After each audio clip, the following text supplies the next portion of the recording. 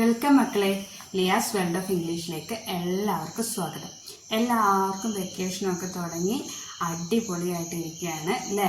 എല്ലാവരും ബുക്സൊക്കെ അടച്ചു വെച്ച് ഇനി ഞാൻ ബുക്കൊന്നും തുറക്കില്ല, ഇനി എന്നോട് ആരും പഠിക്കാൻ പറയരുത്, എൻ്റെ എക്സാമൊക്കെ കഴിഞ്ഞു എന്നൊക്കെ പറഞ്ഞ് എല്ലാവരും ഇതിനെ നടക്കുകയാണ് അല്ലേ? ഓക്കെ, അപ്പോൾ ഹാപ്പി വെക്കേഷൻ. അപ്പം നമ്മൾ ഇത്രയും കാലം പഠിച്ച നൗൺസിൻ്റെ ഒരു ചെറിയ റീക്യാപ്പാണ് ഞാൻ ഇന്നിവിടെ വന്ന് നിങ്ങളോടായിട്ട് ഷെയർ ചെയ്യാൻ പോകുന്നത്. നമ്മൾ പാർട്സ് ഓഫ് സ്പീച്ച് ഡീറ്റെയിൽ ആയിട്ട് നോക്കി. അപ്പോൾ നമ്മൾ നൗൺസിൻ്റെ ടൈപ്സ് ഓഫ് നൗൺസും നോക്കി. ഫസ്റ്റ് വൺ നമ്മൾ നോക്കിയത് പ്രോപ്പർ നൗണാണ്. What is a proper noun? Specific ആയിട്ടുള്ള തിങ്സിനെയും പ്ലേസിനെയും പേഴ്സണെയൊക്കെ പറയുന്നത് ആണ് പ്രോപ്പർ നൗൺ എന്ന് പറയുന്നത്. എക്സാമ്പിൾസ് എന്താണ്? ഇപ്പോൾ പ്ലേസിൻ്റെ സ്പെസിഫിക് ഒരു പ്ലേസിൻ്റെ പ്രോപ്പർ ഒരു പ്ലേസിൻ്റെ പേര് പറയുകയാണെങ്കിൽ ലണ്ടൻ.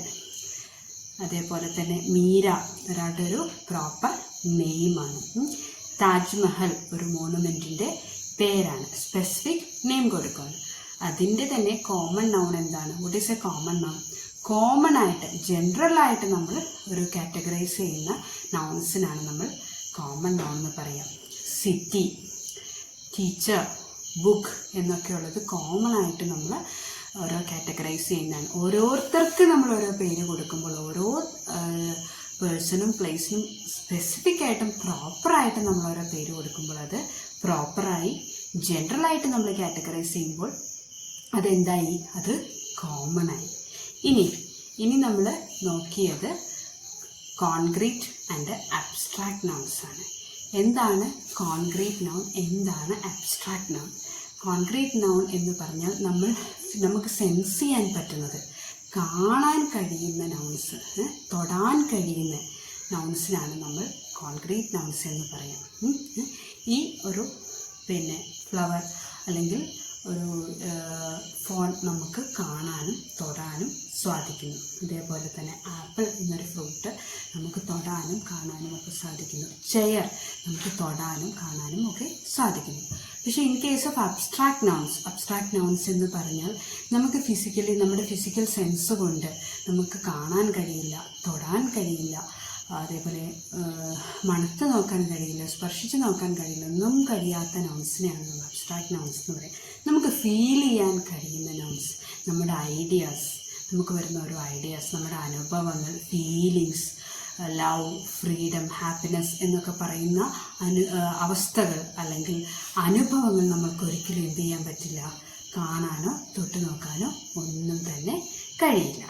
ഇനി countable nouns. What is A countable noun? Countable noun എന്ന് പറഞ്ഞാൽ നമുക്ക് 1, 2, 3 എന്ന് പറഞ്ഞ് എണ്ണിയെടുക്കാൻ കഴിയുന്ന നൗൺസിനാണ് നമ്മൾ കൗണ്ടബിൾ നൗൺസ് എന്ന് പറയുന്നത്. അതായത് 1 pen, 2 pens, 1 book, 2 books എന്ന് പറഞ്ഞ് നമുക്ക് കൗണ്ട് ചെയ്യാൻ പറ്റുന്ന നൗൺസ്. അപ്പോൾ എന്തായിരിക്കും അൺകൗണ്ടബിൾ? ആ വേർഡിൽ തന്നെയുണ്ട് കൗണ്ട് ചെയ്യാൻ പറ്റാത്തത്. ഫോർ എക്സാമ്പിൾ നമ്മൾ ഓൾറെഡി ഡിസ്കസ് ചെയ്തതാണ്. വാട്ടർ നമ്മൾക്ക് കൗണ്ട് ചെയ്യാൻ പറ്റില്ല, ഷുഗർ നമുക്ക് കൗണ്ട് ചെയ്യാൻ പറ്റില്ല, സാൾട്ട് നമുക്ക് കൗണ്ട് ചെയ്യാൻ പറ്റില്ല, ജാം നമുക്ക് കൗണ്ട് ചെയ്യാൻ പറ്റില്ല, ജ്യൂസ് ഒന്നും നമുക്ക് കൗണ്ട് ചെയ്യാൻ പറ്റില്ല. അപ്പോൾ കൗണ്ട് ചെയ്യാൻ പറ്റാത്തതാണ് അൺകൗണ്ടബിൾ നൗൺസ്. ജ്യൂസ് നമുക്ക് കൗണ്ട് ചെയ്യാൻ പറ്റില്ല.